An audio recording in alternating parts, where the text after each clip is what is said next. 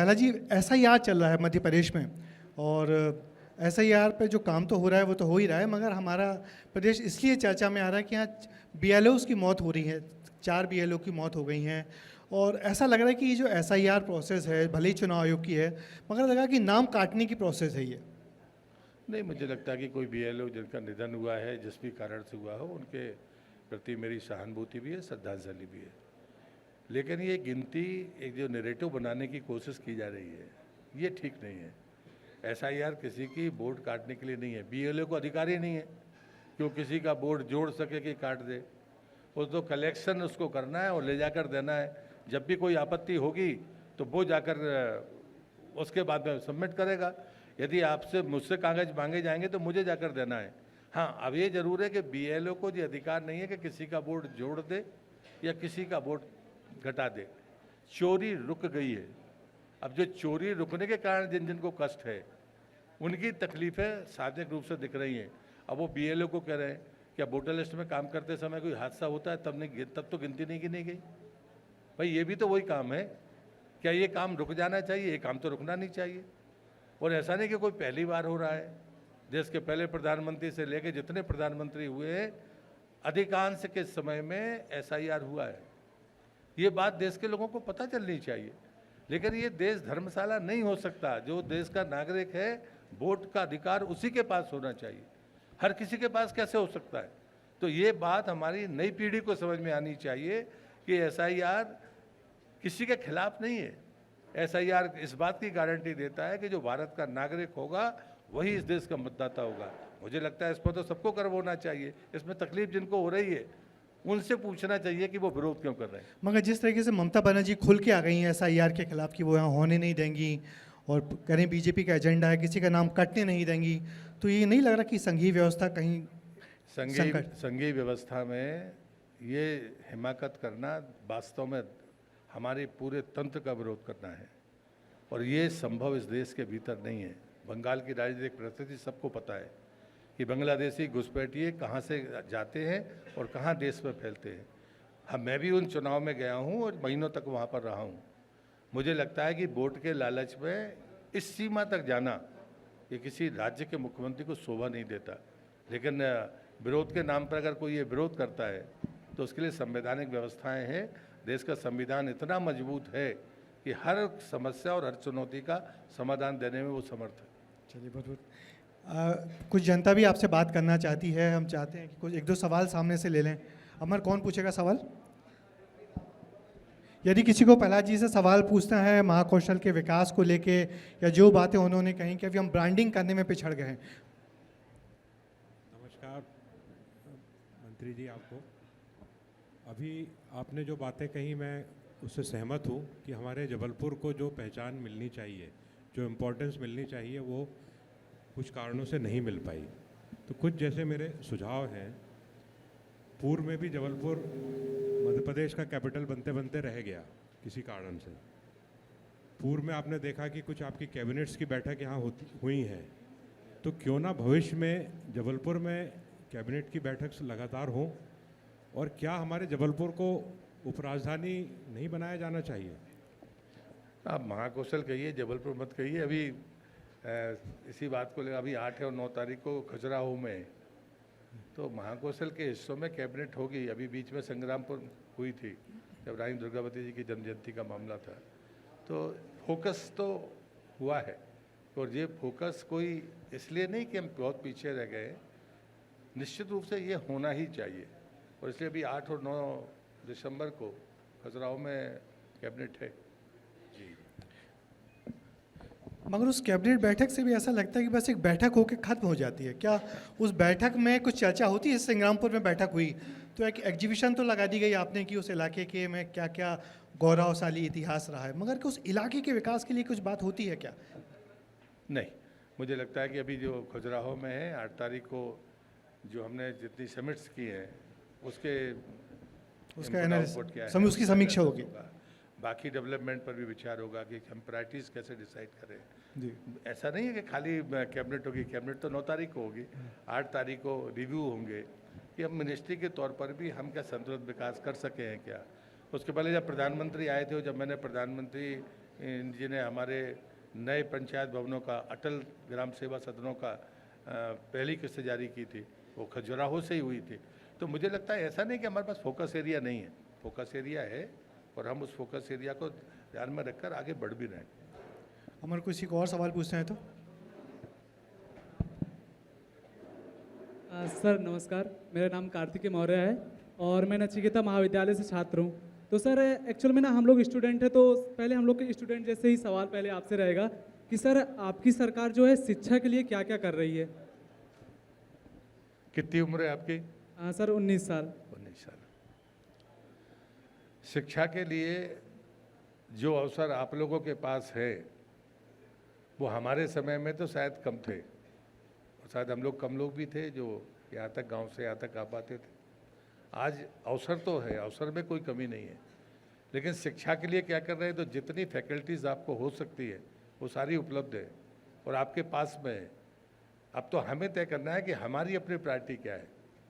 जहाँ तक सवाल पढ़ने का है, चाहे वो ओबीसी हो, चाहे एससी हो, चाहे एसटी हो, उनको जो आर्थिक मदद और सुविधाएं मिलनी चाहिए, मैं नहीं मानता कि किसी राज्य से कम है, बल्कि कई जगह हम उससे ज़्यादा बेहतर सहयोग कर पा रहे हैं। और इसलिए मुझे लगता है कि अगर कोई गुलदस्ता की तरह हम देखते हैं तो हमें कहीं सहयोग में कमी नहीं लगती और अवसर भी आपके सामने है, ऐसा नहीं। हाँ, यदि आपको लगता है कि ये फैकल्टी नहीं है, हम लोगों के समय हमारे यहाँ ज्योलॉजी साइंस कॉलेज में होती थी या फिर सागर में होती थी, बाकी कहीं नहीं होती थी। आज तो ऐसी स्थिति नहीं है। तो इसलिए मुझे लगता है कि जो चीज़ें समय के आधार पर आने वाली पीढ़ी के भविष्य के लिए ज़रूरी है, अगर वो कोई चीज़ कमी दिखती है तो जरूर इस पर से क्वेश्चन करना चाहिए, अन्यथा मध्य प्रदेश में वातावरण में कोई कमी नहीं है। बिल्कुल, मध्य प्रदेश के वातावरण में कोई कमी नहीं है, इसमें कोई दो मत नहीं है। एजुकेशन पर लगातार बहुत अच्छा काम हुआ है, रोजगार के उस पर काम करना बाकी है। संजीव जायसवाल, यहाँ पे जो इंजीनियरिंग कॉलेज है, गवर्नमेंट इंजीनियरिंग कॉलेज पास में, तो बच्चे लोग, अपने अच्छे बच्चे बाहर जा रहे हैं, मतलब प्लेसमेंट के लिए कंपनी नहीं आ रही यहाँ पे। मेरा बेटा खुद अभी पूना गया है और यहाँ पे प्लेसमेंट के लिए कंपनी नहीं आ रही 3 साल से गवर्नमेंट इंजीनियरिंग कॉलेज में, जो कि देश में क्या विदेश में नाम है इसका। तो इसके लिए नहीं, ऐसी जानकारी मुझे तो नहीं कि गवर्नमेंट इंजीनियरिंग कॉलेज में नहीं किसी फैकल्टी में होगा। जी जी, नहीं, किसी फैकल्टी में होगा। आईटी में था वो, पूना चला गया। तो आईटी बोलो ना। जी जी, बाकी में तो प्लेसमेंट हुआ है, मुझे लोगों ने बताया। आईटी स्पेसिफिक बोलना पड़ेगा कि आईटी में नहीं आ रहा। जी जी, ये बोल सकते हैं। जी जी, नहीं, निश्चित ही चिंता नहीं, जबलपुर का इंजीनियरिंग कॉलेज तो बड़ा फेमस रहा है हमेशा से। बाकी और अंश, मेरा एक सवाल है आपसे। हम लगातार सुनते हैं कि भारतीय जनता पार्टी या राजनीतिक दल अब युवा नेतृत्व पर फोकस कर रहे हैं, लेकिन वहीं पर सीनियर लीडर अभी भी एक्सेप्ट नहीं कर पा रहे हैं। वही कई जगह पर ऐसी तस्वीर देखने को मिलती है, तो उस पर आपका क्या स्टैंड है? भारतीय जनता पार्टी से ये प्रश्न नहीं पूछा जा सकता। सर, राजनीतिक दल की मैं बात कर रही हूँ, युवा नेतृत्व की बात हो मुझे रही है, लगा- लेकिन युवा नेतृत्व को एक्सेप्ट नहीं कर पा रहे सीनियर लीडर आपका। जितनी ताकत से भारतीय जनता पार्टी ने पीढ़ी बदल की प्रक्रिया की है, कोई दूसरी पार्टी में नहीं है। दूसरी पार्टी में तभी संभव था जब उनके पिताजी नहीं रहे तो बेटा बन गया, अन्यथा भाजपा में तो ऐसा नहीं है। अगर आपको जैसे मान लो हम लोगों से आपत्ति होगी, तो हम लोग तो बहुत छोटी उम्र से हो गए, तो अब तो चलते चलते हम ही लोगों को लगने लगा है कि इतने लंबा समय हो गया है, तो वो अलग बात है। लेकिन उम्र तो ज़्यादा नहीं है, लेकिन चुनाव इतने लड़ लिए हैं, तो हम भी मानते हैं कि कोई नया आए तो ज़्यादा बेहतर होगा। यहाँ संकट नहीं है। नहीं, वो सामने युवा नेतृत्व तो बैठे ही, अभिलाष बैठे हैं, पहली बार के विधायक हैं, युवा मोर्चा में थे और अब विधायक बने हुए हैं। नहीं बीजेपी हाँ, से हो रहा बरगी। बीजेपी सिर्फ एक मात्र एक ऐसा ऑर्गेनाइजेशन है, मुझे ऐसा लगता है ब्रजेश जी, आदरणीय भाई साहब यहाँ पर विराजमान है, जो अपनी सीनियर पीढ़ी के साथ जूनियरों के साथ मिलाकर काम करता है और जूनियर भी सीनियरों के अनुभव से काम करने का प्रयास करते हैं। ये सिर्फ भारतीय जनता पार्टी की खूबसूरती है। सर एक सवाल मेरा है। सर प्रणाम, मेरा नाम अमर है। ये मेरा राजनीति से हटके थोड़ा व्यक्तिगत सवाल है आपसे कि देश में एक अलग तरह की बहस इस समय चल रही है कुत्ता पालने को लेकर और कुत्ता घुमाने को लेकर। सुप्रीम कोर्ट में मामला पहुंचा, इसके बाद कई संगठन एक्टिव हुए, सुप्रीम कोर्ट ने अपना फैसला वापस लिया और ये देश में एक अलग तरह की बहस चलती रहती है। कुछ लोग कहते हैं कि लोग कुत्ता बहुत खुशी खुशी पालते हैं, अपने बेडरूम में गाय नहीं पाल सकते हैं। गाय पालने से लोगों को दिक्कत है, लेकिन कुत्ता पालने की तरफ आगे बढ़ते हैं। और ऐसे समय हमने एक वीडियो देखा कि पीएम मोदी ने अपने घर में गाय पाली, छोटी वाली, और जो बड़ी नहीं होती, आप उसको घर में आसानी से रख सकते हैं। और हम लोग को जानकारी मिली कि आप भी अपने घर में वो गाय लेकर के आए हैं, छोटी वाली दुर्लभ गाय, जिसके दर्शन के लिए लोग इधर उधर दूर दूर जाते हैं, मथुरा जाते हैं। हम लोग चर्चा भी कर रहे थे एक बार। तो ये जो बहस है कुत्ता वर्सेस गाय वाली, और जो सुप्रीम कोर्ट में मामला चल रहा है, अलग अलग संगठन इस पर बात करते हैं, इस पर आपकी क्या राय है? ये बहस चला कौन रहा है? हम लोग तो बहस चलाने वाले नहीं हैं। हमारे घर में कुत्ता भी है, गाय भी है। हमारे यहाँ तोता पाले, कबूतर पाले, कुत्ता पालो, गाय पालो, जिसको मर्जी माता है। कुछ लोग तो शेर भी रख लेते थे, अब प्रतिबंधित हो गया तो नहीं रखते। ये तो नरसिंहपुर जिले में एक चंद था तो शेर रख लिया था महाजन जी ने। तो हमारे यहाँ प्रतिबंध नहीं है। जो लोग ये बातें कर रहे हैं, ये अनावश्यक बहस में उलझाने की बातें हैं। गौ सेवा अलग बात है, कुत्ते को रखना बिल्कुल अलग बात है, लेकिन इसमें कहीं टकराहट है। ये जो तमाशा खड़ा करने वाले लोग हैं, इन पर मेरे जैसे लोग कोई टिप्पणी करने के लिए तैयार नहीं है, क्योंकि मैं उनमें से हूँ। आप जाइए भोपाल या पर चले जाइए गोटेगांव, दोनों जगह आपको कुत्ता भी मिल जाएगा, घोड़ा भी मिल जाएगा, गाय भी मिल जाएगी, भैंस भी मिल जाएगा। तो ये तो बहस का मुद्दा नहीं हो सकता। आप लेबर मिनिस्टर भी हैं और अभी केंद्र सरकार ने बड़े बदलाव किए हैं। जो श्रम कानून में तकरीबन चार बड़े बदलाव किए हैं। तो एज अ लेमैन लोग उसका विरोध भी कर रहे हैं कि ये बदलाव इसलिए कि बड़े इंडस्ट्रीज को फ़ायदा होगा। क्या ऐसा है? मैं इस बात के लिए हृदय से आपका धन्यवाद दूंगा। श्रम कानूनों में लोगों की एक तो समझ नहीं है, लोगों ने उसको पढ़ा नहीं। दूसरा, जो श्रमिकों के लिए लड़ाई लड़ने वाले लोग हैं, वो प्रायः ऑर्गेनाइज सेक्टर में ज़्यादा है, अनऑर्गेनाइज सेक्टर के मामले में नहीं है। अब जब ये लोग कहते हैं कि आप उद्योगपतियों की मदद कर रहे हो, तो मैं पूछता हूँ कि गांव में अगर कोई किराने की दुकान खोलकर बैठा है, तो क्या आप उसे उद्योगपति मानते हो, या फिर आप उसको जीवन पालन करने वाला या गांव का सहयोगी मानते हो? सरकार ने उसमें जो अमेंडमेंट किया है, वो ये किया है कि जिस दुकान में 20 से कम कर्मचारी काम कर रहे हैं, वहाँ पर कोई भी श्रम अधिकारी बिना श्रम आयुक्त के बगैर पूछे जा नहीं सकता। आप जबरन में जाकर डंडा नहीं पटक सकते हो। दूसरा, रजिस्ट्रेशन ऑनलाइन होगा। अब पेनाल्टी लग जाएगी, बाकी चीज़ें हो जाएंगी, आपको फिजिकल जाना पड़ेगा, ये देना पड़ेगा। जी नहीं, आप घर से अपना रजिस्ट्रेशन करिए, लेकिन आपको रजिस्ट्रेशन इसलिए करना होगा कि कल के दिन होम मिनिस्ट्री हमसे मांगे कि आपके यहाँ पर कितने शॉपकीपर हैं।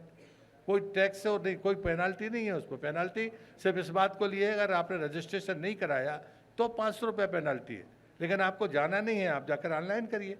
तो जो लोग छोटे मोटे कारोबार में लगे हैं, जिनको हम अब कहते हैं, आप भी वही प्रश्न कर रहे थे कि जो लघु उद्योग वाले लोग हैं, जिनके यहाँ पर 10 लोग काम कर रहे हैं, 8 लोग काम कर रहे हैं, उनके यहाँ डंडा मत पटकिए।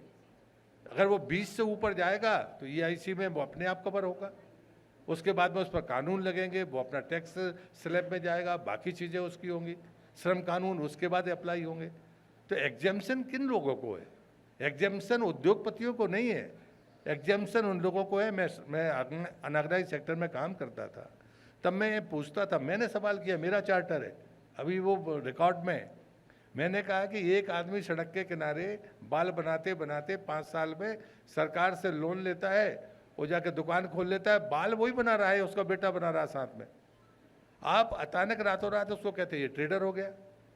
ये तो मजाक है ना कि भाई वो बाल बना रहा है खुद ही अपने बेटे के साथ, लोन लेके उसने अपनी दुकान क्या बना ली, आपने उसको लेबर से ट्रेडर बना दिया। परिभाषा ही नहीं थी उसकी।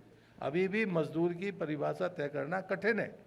तब कहीं जाकर सरकार ने सोचा कि जो लोग परिश्रम से गांव में छोटी मोटी दुकानदारी या छोटा मोटा कोई रोजगार करते हैं, 2-4-5 लोगों को साथ में लेके करते हैं, उनके सामने ऐसे श्रम कानूनों की आफत मत डालिए, उनको रिलैक्स रखिए। हाँ, अगर वो उससे ऊपर ग्रो करते हैं तो वो टैक्सेशन के स्लैब में भी आएंगे, श्रम कानून के भी स्लैब में आएंगे।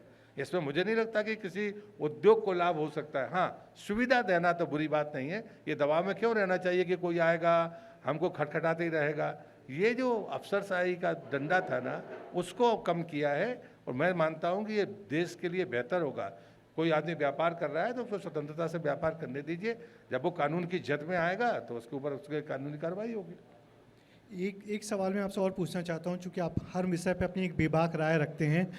देश के 12 राज्यों में ऐसी स्कीम्स चल रही हैं महिलाओं को लेकर, डीबीटी जैसी, जैसे मध्य प्रदेश में लाडली चल रही है, हर राज्य में अलग अलग नाम से चलने लगी। छत्तीसगढ़ में महतारी वंदन चलता है, ऐसे 12 राज्यों में चल रही हैं। मध्य प्रदेश में इस योजना पे जितना खर्च हो रहा है वो पूरे प्रदेश के बजट का 5% होता है, और इतना ज़्यादा पैसा इन योजनाओं में खर्च हो रहा है। तो एक सर्वे आया है कि ऐसे में जीडीपी पे बड़ा असर पड़ेगा। देखिए, मुझे लगता है कि जिस दिन ये योजना शुरू हुई थी तब चुनाव चल रहे थे। मैं पहला व्यक्ति था जिसने कहा था कि भारत सरकार जब भी कोई योजना शुरू करती है तो उसका सोशल इम्पैक्ट असेसमेंट करती है, थर्ड पार्टी असेसमेंट करती है। ऐसी योजनाओं का थर्ड पार्टी असेसमेंट होना चाहिए, इम्पैक्ट असेसमेंट होना चाहिए।